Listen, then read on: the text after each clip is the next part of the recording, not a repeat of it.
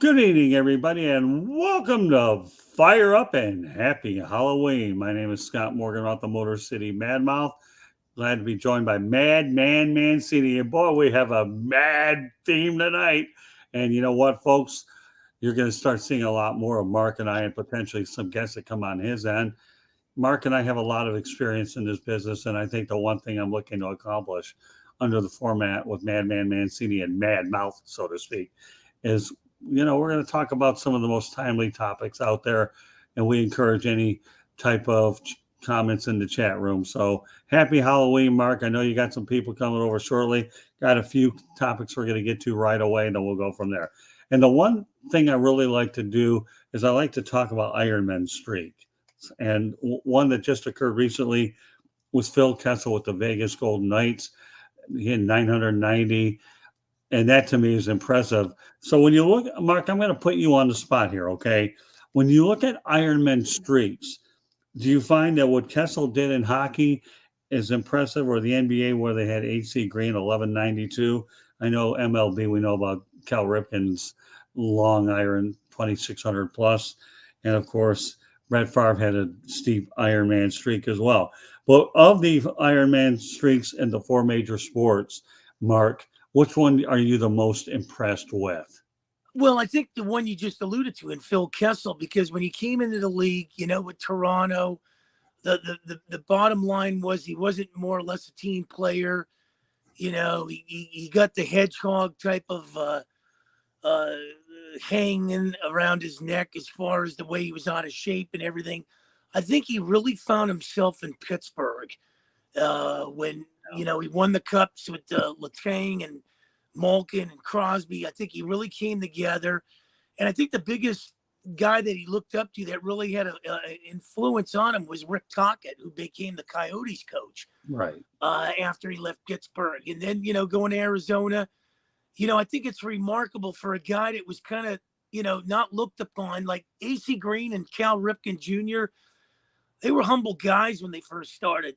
When you looked at Phil Kessel, he was just a guy that, was a high draft pick that was pretty much out of shape, people looked at, but pretty damn impressive what he accomplished in the NHL.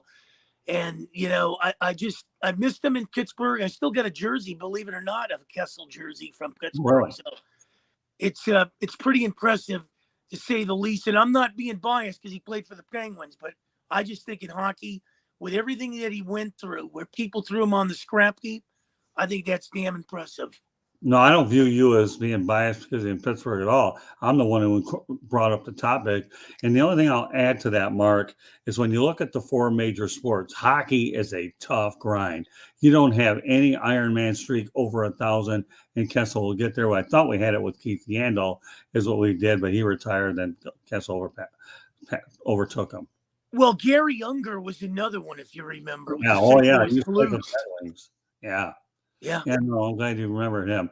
Yeah, he played with the Red Wings and St. Louis Blues. But you talk about iron streaks, man streaks. I think in hockey, if you can have a big Iron Man streak because of the physicality of the game that it takes over your body, that to me is the reason why I'd give hockey number one. I would actually give the number two one would be the NFL. If you can play 260 some odd games in that sport's incredible. MLB and then the NBA. So, I think that would be the order. All right, topic number two. The NFL's decision to have Jacksonville versus Denver on ESPN Plus streaming is the way to me, is not the way to go in this case. I like streaming. We do it here all the time. And in this case, I don't know how many people actually saw the Jacksonville Jaguars and the Denver Broncos play. I know Denver won it 21-17. But at what point, Mark, I know we have it on Amazon Prime on Thursday nights, but you're talking about a game in London. You're trying to market it out overseas. What are your thoughts about the fact that the Jags and the Broncos were streamed on ESPN Plus yesterday early? I Well, have issues with this one. first of all, you get to see it on the NFL network, and I'm blessed enough to have that. And then you can catch some of these games with the red zone. The Jaguars been doing this for years. It's kind of like a home away from home. Right. Khan has put that in their schedule where they play one home game a year, I guess, in London. But I think with all these streaming things, it's really turning off the fan in some ways because cable's expensive in more ways than one. But Right. then to put it on all these other things like Amazon, I don't have the Amazon Prime, so I can't watch it. I got to basically listen to the game. And the games haven't been that good anyway on Amazon Prime. When you It's look at true. the Indianapolis, Denver, you had the Washington, Chicago, the New Orleans, Arizona. The list goes on and on.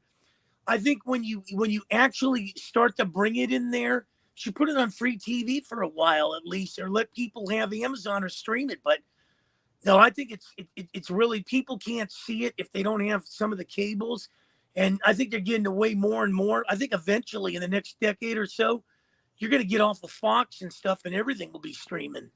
Oh, no doubt about it. Yeah, see, I have issues with the now, I don't believe it was on NFL Network because I looked at it, but they were just doing what they were actually doing was taking look-ins is what they were doing Right. on that. But I'm talking about the game itself, Mark. Okay, I'm not talking about the bits and pieces. That I know I'm very well aware of the Jacksonville Jaguars situation.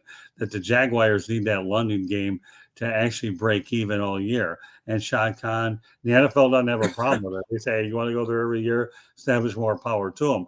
The NFL's agenda here is to try to make sure that all their franchises are stable. And without a doubt, Mark, that's why they do it. And Shad Khan has a lot of big. My only issue is it's for the London game at 9:30. No, I understand the Amazon Prime on Thursday night, and they can do more with, but don't do it to the London games at all. That to me, I do struggle with that one. Well, if it's 9:30 your time, imagine out here it's 6:30. Yeah, Imagine right. in Hawaii it's 3:30. So they're losing a lot of audience there. That thing should be streamed later on. Yeah. In more ways than one to get it. But the thing with the Jaguars, and I don't have anything for them doing what they're doing each and every year, but you're putting some marquee games that are home games. Denver with Russell Wilson, wouldn't you want that in Jacksonville?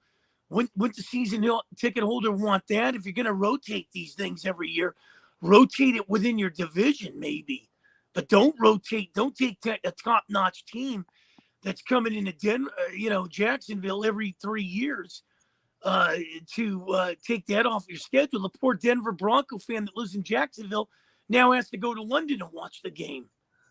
Yeah, no, he makes a lot of valid points there. I'll reiterate one more time. There's certain games you stream, but you don't mess around with the London ones. I don't care because again, you're trying to market the sport in London, and they've had a good thing going. It's okay to tinker with things. I don't mind the streaming. I just feel in this particular case, Mark, not in this case, this is not the way to go. And I want a special shout out to Will Vogel. How you doing, Will? Glad that you can join us on not only the early show, the Fire of Michigan, but also here on Fire Up as well. So obviously you struggle. So I guess the final thought on this is you struggle with streaming on ESPN Plus. Yeah, I do. I mean, everything's going there, and I think if you buy one package on cable, everything should be included. I mean, what they're doing is they're ripping these sports packages apart, so you got to buy 3-4 of the thing, where before everything was included. It's just another way of making money. Hey, you've been around the block, Scott. It's like the baseball caps. Teams used to have one hat, home and road. Now we got 5 different hats on some of these cities. No. Again, Mark, we do agree that streaming's okay, but there's certain times you use it and certain times you don't. And I'll reiterate one last time. I don't think on Sunday the Denver Jacksonville one was a way to go. Hey, I didn't have a problem. And for everybody that wants to know what my week was like, okay, I spent a couple days during midweek in Detroit to come down to Florida. So for me, I ended up sleeping in until 10:30 on Sunday. So I really didn't even really matter. So so I had no problem. And when I found out that thing was being streamed, I just went out and had the sleeping pills, and boom, that was it. Did you feel like a trucker? Mark, yeah, that picture I really did. Yeah, in fact, that company wants me to do more driving for them. And when I can go out there and do some meditating, my friend, I definitely do. So, all right. So, no show would be complete with you without a Pittsburgh reference. Maybe not the one you really want to hear. But For whatever it's worth, the Philadelphia Eagles 35, the Pittsburgh Steelers 13. Kenny Pickett 191 yards, one interception and 6 sacks. Jalen Hurts 19 of 28, 285 yards, 4 touchdowns. A.J. Brown was certainly a headache for you with 6 for 156, 3 touchdowns. All right. I guess I should ask you, okay, are you sold on the Eagles, or what are your thoughts about the Steelers? Well, we'll start with the Eagles first. I mean, that's pretty impressive what they've done in Philadelphia. It just seems like the whole city's taking the ball and running with it. You got the Phillies, you got the Eagles, you got the MLS team there, the Philadelphia Union that's in a championship. So, ditto to what's going on there in Philly. But I think I've always liked Jalen Hurts when he was in Alabama. Then he went to Oklahoma. I think he's found a home. And as long as you can keep him upright without getting injured, Philadelphia's a team that, they went out there and they've done what it takes. Pretty impressive in the offseason with the draft picks and picking up key components to filter their offensive and defensive lines. I mean, you got the Alabama flavor with Devontae Smith there. It's a wide receiver that Jalen Hurts can hit. Yeah, the off week didn't hurt them at the least. And, now they're taking control of a division, separating themselves 2 games ahead of the Cowboys and Giants. And the Skins are looking, 4 back. So, it's a division where, does Sirianni deserve the coach of the year? I don't know. What Chuck Knox did in Seattle was impressive over the years, but now look at what Pete Carroll's done with, salesmen and truckers and everything. So, but as far as Pittsburgh's concerned, I think they've tuned out Mike Tomlin. I really do. I think there's an indication that maybe they need a new voice in Pittsburgh. They don't get rid of coaches, but the offensive line needs work. The running game, Najee Harris says people got to be held accountable. I don't know what he means by that, but just looking at it, this road trip going through Miami and Philadelphia, they should have won in Miami. Maybe they should have had a better showing. They kept it close in the first half in Philly. Wheels completely fell off the wagon train. They got an off week. It's just going to get harder and harder when they come back, and they'll be opening up with the Saints at home November 13th. Yeah, the only thing I'll say about Philadelphia is this team has a really good shot to get to the Super Bowl. There's no question. Jalen Hurts, A.J. Brown, Devontae Smith, you just mentioned. I mean, they look awfully good. Kenny Pickett, unfortunately, 191 yards, 1 interception, 6 sacks. I still think they should have kept Trubisky and let Kenny Pickett have a red shirt here. That's what I think. No doubt about it. When you look at the NFC, it's kind of flipped around. Nobody had the Eagles. The 49ers are looking good with McCaffrey. They own the Rams. The third team in this equation, you might laugh at me after the Eagles and the 49ers, is you better keep your eyes on the ATL. The Falcons look like they're coming on. You know what, Mark? I don't think you're crazy about this one. I for some crazy reason, I think you're on target. So, all right. But anyways, getting back on point here. Ralph Williams, thanks for tuning in. We appreciate you very much. It is sad about the Steelers. They don't normally let coaches go. I think the Roonies will still keep them around, but they got a lot of work to do in a lot of ways. And the Eagles, what can you say? They're a juggernaut right now. This team is awfully good. So, final thing we're going to talk about tonight, Mark, the state of LA basketball. Since you like to talk about big cities and yours, no, we're not bringing up any Statue of Liberty being thrown in the Atlantic Ocean tonight. Although I tell you, that's one of the most interesting things I've ever heard in 42 years in the business. I'm not going to dwell on that one. Coming from you, we did, but keeping it real here. You live in the greater Los Angeles area. Lakers 1-5 got their first win last night against Denver, and then Clippers 2-4 with a 4-game losing streak. I don't know, my friend. Well, let's start with the Lakers first. 1-5. I think all the blame is going on Russell Westbrook, and I like Russell Westbrook. He's a Hall of Famer in my book. I think the real problem here is there's nobody's held accountable in Los Angeles, and we haven't seen really accountability since Phil Jackson. But the guy that could restore order in Los Angeles, but he ain't going to leave his position where you are down there as the president of the Miami Heat, is Pat Riley. Pat Riley was one guy that stood up to LeBron James when LeBron James wanted Eric Spoelstra fired. He said, no, you can go to Cleveland or you can go to L.A., but we're not getting rid of Eric Spoelstra here.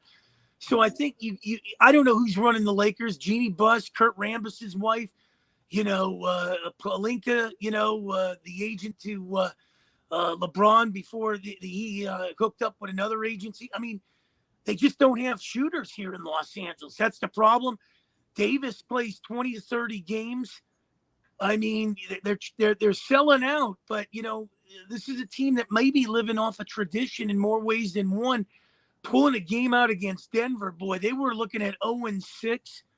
Right. I think this is going to be a team that might fall 15 to 20 games under 500 finishing the year, my friend. Oh, I have no doubt about it in my mind that you are dead on with that. I really do. Let's face it, I thought Patrick Beverly was a good pickup for him, but he's not a franchise player who's going to do anything for you at all. He's a complimentary piece. I really do feel bad for Russell Westbrook. I hope they find a way to trade him out of there. And you know where I would really love to see Russell Westbrook wind up is Oklahoma City. Yeah, well, with your wife being a Milwaukee girl, I love my Bucks, and look at a small market. Look at how they put it together. They signed the Greek Freak. They put in missing pieces. They're undefeated right now. With Detroit coming into town, but when you look at the Clippers, I think the Clippers are really in good shape. I know they're struggling of late. They got a game tonight with Houston, and they'll play them 2 days later. They can even their books, but with John Wall coming in there now, I like them with Kawhi Leonard, and they've got a team here that can be dangerous come playoff time. I think the Clippers are a team you got to watch out for here in Los Angeles. Yeah, well, I can tell you one thing. I've always thought, and I never will get back off it. I say the LA Clippers and the Arizona Coyotes are the two worst franchises in pro sports, and I will never back off of that. Kawhi Leonard plays when he's healthy, which is never anyways. And they have a couple, he's had health issues, load management. To me, the first time I ever heard about it was with the Spurs and Kawhi Leonard's name attached to it. So, well, I will tell you this, and I know people look at the Clippers, and I've covered them for a lot of years, and they got the richest owner in all four major sports, and Steve Ballmer there. Right. He'll do whatever it takes to get them. They're getting a new arena. They'll be playing in 2024 right next to SoFi. So I think they'll break out of that Laker King, shadow. I like their chances. I mean, we can go back to when the Clippers were in San Diego. Bill Walton, you had World B. Free down there, and it was a laughing stock, and they were just an also ran where teams came in there and people would go see the visiting team. But I think you're going to start to see little brother, the redheaded stepchild, do some damage here in the NBA. I'm not going to say they're going to win an NBA championship this year, but I think moving in a new arena, bringing some key components, as long as Steve Ballmer's running this team, he'll pull out all the stops to put a winner on the court. I'll give you that. Steve Ballmer, to me, is the best thing that happened to that doormat franchise. We know it was in pathetic shape when Sterling was running it. But as far as the Lakers are concerned, it is just so sad to see how far they've really fallen. And you made a good point, Mark, that they're living off a tradition is really what they are.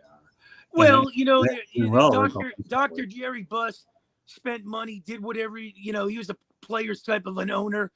I think Genie's trying to do a good job with it. The son,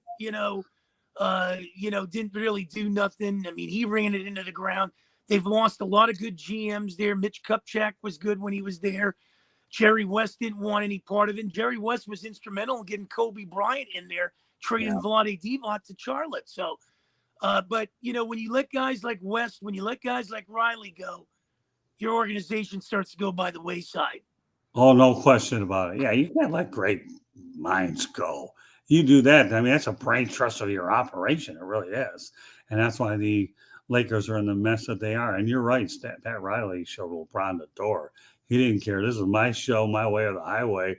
I don't care how big you think you are. Okay, we have a lot of good players and we have a good culture there. We really do. Well, the only worst organization more so than the Lakers right about now, and he'd have to go too because he's lost a lot of guys, is James Dolan in New York. The Knicks haven't been relevant since, John Starks missed that shot. They've lost some real good guys, and Dave Checkett's there that was running it. Phil Jackson was there. Rick Pitino was there. Pat Riley was there. List goes on and on of guys that they've just let out the door. So if you have a problem with all those guys, it's really not their problem. It's the guy that's running the team there, and James Dolan. Yeah, no, you're right. I've heard a lot of stories about that. Mark, we only have a few minutes left to go in the show. So, with that said, I'll go ahead and talk about us, and you and I will talk about our future plans so that our followers can look forward to what we're looking ahead to do. But first of all, folks, subscribe to the South Florida Tribune on our YouTube channel or visit www.southfloridatribune.com and advertise call 954-304-4941. The audio portion of the show can be heard on iHeartRadio, Apple, Google, wherever you get your podcasts. If you struggle to find it through our website, just go to youtube.com, look for South Florida Tribune, hit the subscribe button, you're good to go. You can follow us on Twitter at Tribune South, and also email us at southfloridatribune@gmail.com. And a special shout out to Candy Ebling, who does an outstanding job getting the written content up as well as the show. So, Mark, this is the way it's going to be from now on, unless we have a guest coming from your end. And I know you have a lot of contacts that we're looking forward to bring on Fire Up. I like the way show is going to be reformatted with me and you anyways. I enjoy what we do on Sports Talk Saturday with you and I and Bruce Kessinger. Now my goal is to visualize that as well as do other things as well. With that said, we got 3.5 minutes to go. Mark, let everybody know how they get a hold of you, my friend. XM 203, Sirius 217. You can get a hold of me on WWDB AM 860 out of Philadelphia. And then on this show on Mondays, man, tearing it up with you, man. I'm looking forward to it. Mayhem in Miami, baby. Well, mayhem everywhere, because one thing about Fire Up, it goes everywhere. We don't talk about specific areas, although if a topic does come up there that's worth bringing, sure, we're going to we don't leave any topics not covered if I think they're relevant and they're trending topics, and that's what we'll do. No more or less different than what you and I and Bruce do as well. So I think I've enjoyed the working relationship South Florida Tribune has with Mancini Sports, and I'm certainly looking for ways to expand it. And the main thing is just simply make it better. And that's and more props to those Dolphins, man. Great win in Detroit. Yeah, that was a good one. Yeah, no, they look pretty impressive as well doing that as well. Let's face reality: Tua, Tyreek Hill, and Jalen Waddle put on a good show. And what can I say about the Lions? They're 1-6. So, meanwhile, that concludes this edition of Fire Up on a Halloween night. I know Mark Mancini is going to have a little activity at his door, and me, the only thing I'm going to be doing is promoting the show and getting ready for a bunch of other ones over the course of the following week. So, meanwhile, Mark, good first act with just the two of us tonight, and I'm looking forward to seeing what we can do with this thing, you and I, and matching wits ends. That's really what it's all about, is the madman and mad mouth here going out there and doing the best we can to make sure that we come up with the most interesting things out there. So, meanwhile, on behalf of Madman Mancini, my name is Scott Morganroth, Motor City Madmouth. Thank you for joining us on this edition of Fire Up, and we will catch you the next time. Have a good evening, everybody. Enjoy your trick or treats, and thanks for taking your time to go ahead and pay attention to us as well. Good night, everybody. We'll see you next week. Bye now.